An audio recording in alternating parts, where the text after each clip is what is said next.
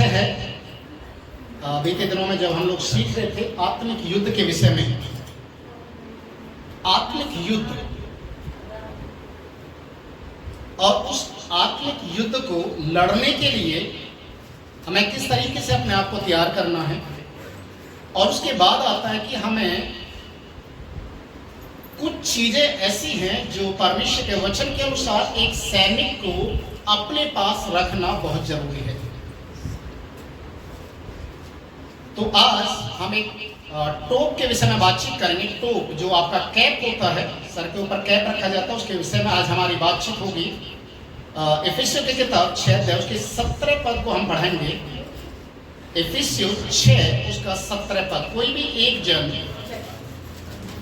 एक व्यक्ति, कोई भी एक व्यक्ति इस वचन को पढ़ेंगे। इफिसियों 6 उसका 17 पद। और उद्धार का टोप और आत्मा की तलवार जो परमेश्वर का वचन है ले लो। हालेलुया, आमीन। देखिए यहाँ पर जो हम इस बात को देखेंगे, दो बातें हैं यहाँ पर, उद्धार का टोप और आत्मा की तलवार।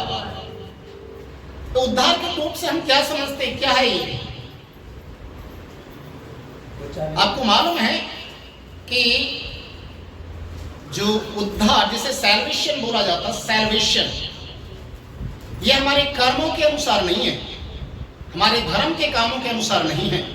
ये परमेश्वर की ओर से दिया हुआ एक अनुग्रह है जिसके द्वारा आज हम उद्धार पाते हैं। और इस उद्धार का टोप परमेश्वर हमारे सर के ऊपर इसलिए रखा है ताकि हम संसारिक लोगों के समान नहीं, संसार में रहते हुए एक राजा के बेटा और बेटी के समान जिंदगी को जिए। हालेलुया। आपने कभी कभी देखा होगा किसी का जब बर्थडे होता है तो ज्यादातर लड़कियों के सर के ऊपर एक क्राउन को रखा जाता है, और अगर कोई सेलिब्रिटी है तो उसके ऊपर भी सर के ऊपर एक क्राउन रखा जाता है। अगर एक राजा किसी को राजकुमार या कोई पद भी देता तो उसके सर के ऊपर भी एक क्राउन रखा जाता है। ये क्राउन हमारी पहचान होती है कि हम कौन हैं। बाइबल में बहुत सारी चीजें हैं। अगर आप यूसुफ के विषय में पढ़ेंगे तो लिखा है यूसुफ के सर के ऊपर क्राउन रखा, उसे राजकीय वस्त्र पहनाए और राजा ने अपनी सवारी पर उसे चढ़ाया और पूरे देश में अनाउंस करवाया कि अब पूरे देश का शासक इस समय यूसुफ है। हालेलुया। आपने देखा होगा प्रभु यीशु मसीह के सर के ऊपर भी एक क्राउन है या नहीं? इस संसार के लोगों ने जो क्राउन यीशु मसीह को दिया वो कांटों का मुकुट था, पर जब यीशु मसीह मरे हुए से जी उठा तो परमेश्वर की ओर से उसने एक ऐसे क्राउन को पाया जो कभी उसे छीना नहीं जाएगा। हालेलुया। इसलिए उसे राजाओं का राजा और प्रभु का प्रभु की एक पद भी दी गई। आज आप मैं, हम लोगों को परमेश्वर संसार के अंदर से अलग किया है, चुना है, ताकि हम संसार के लोगों के साथ रहते तो हैं, संसार में जीवन को बिताते हैं, पर हमारा जो जीवन है संसारिक लोगों से अलग हटकर है। एक पहचान है कि हम क्राउन पाए हुए लोग हैं।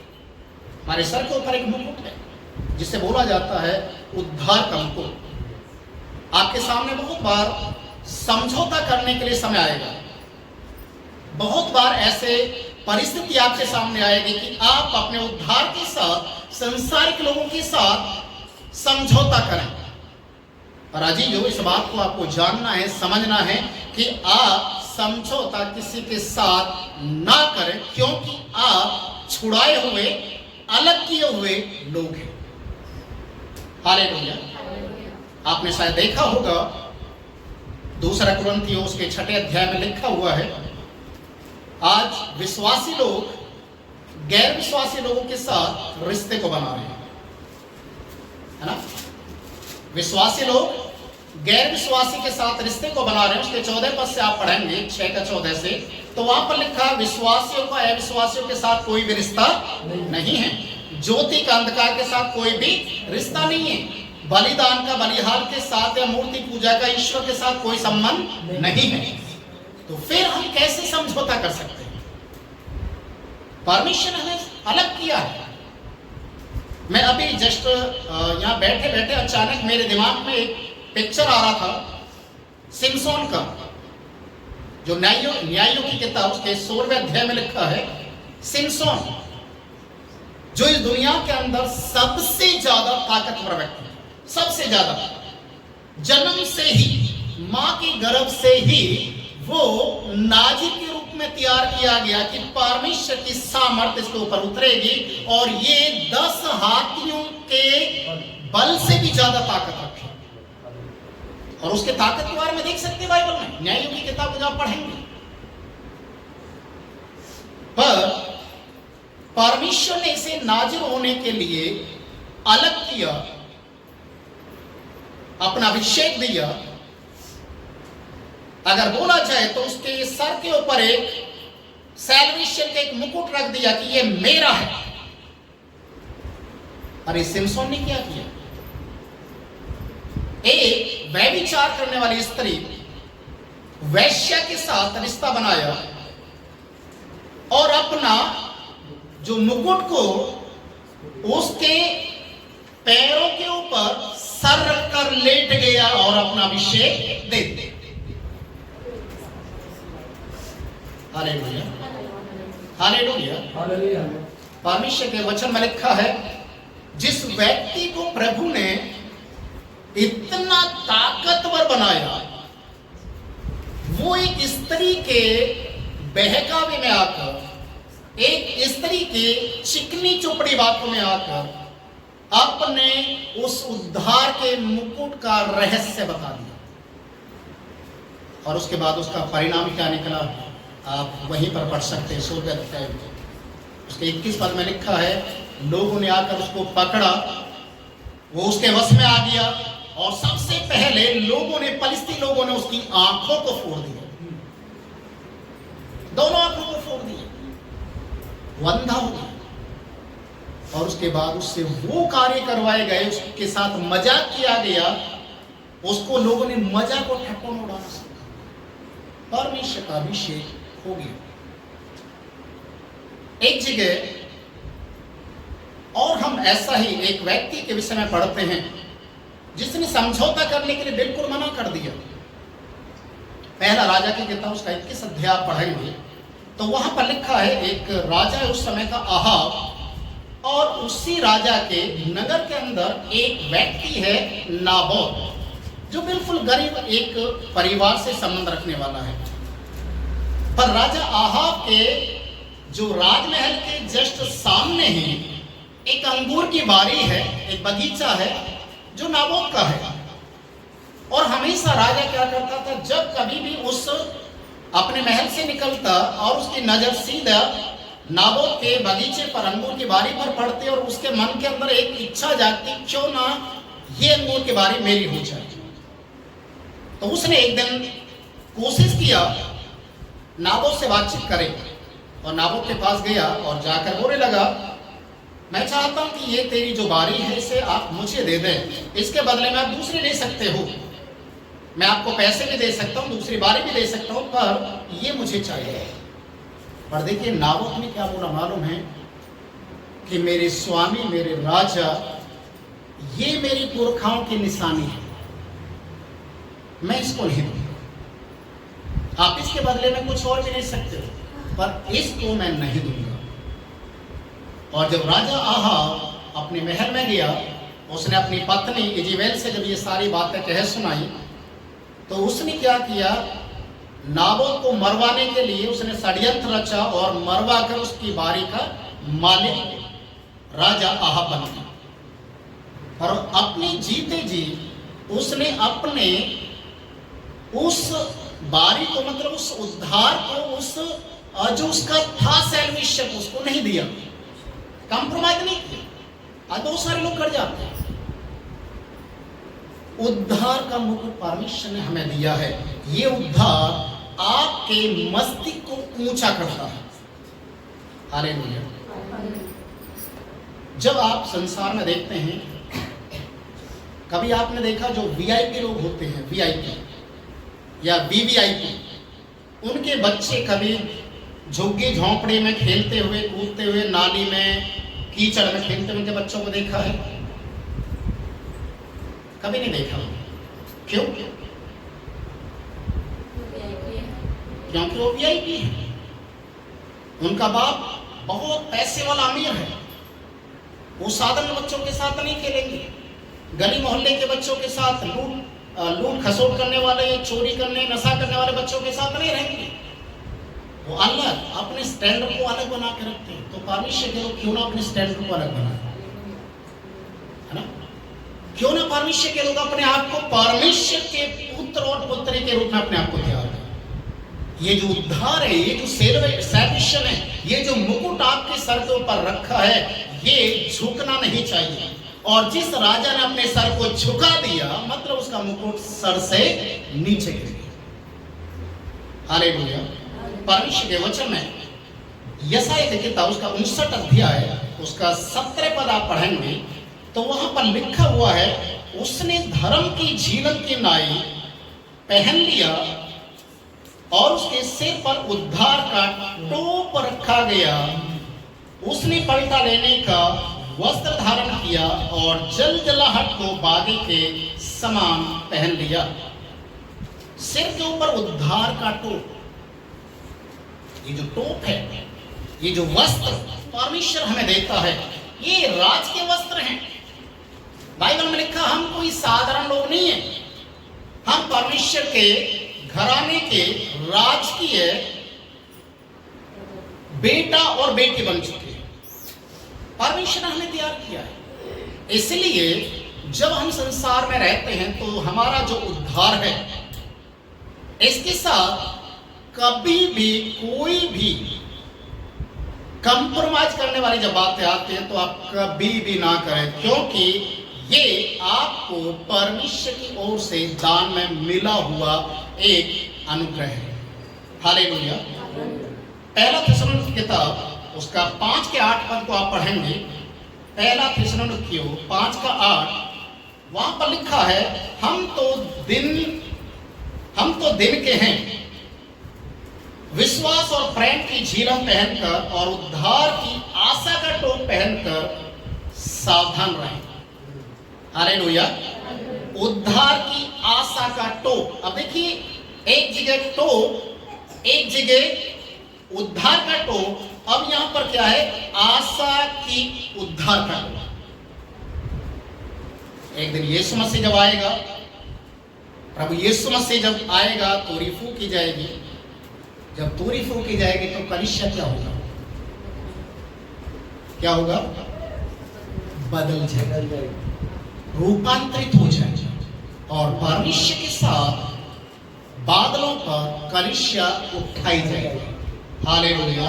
ये वही लोग उठाए जाएंगे जिनके सर के ऊपर ताज है, जिन्होंने अपने उद्धार के साथ समझौता नहीं किया, जो इज़ेबेल के सामने या दुनिया के किसी भी उस पशु के सामने, मूर्ति के सामने सर को नहीं झुकाए।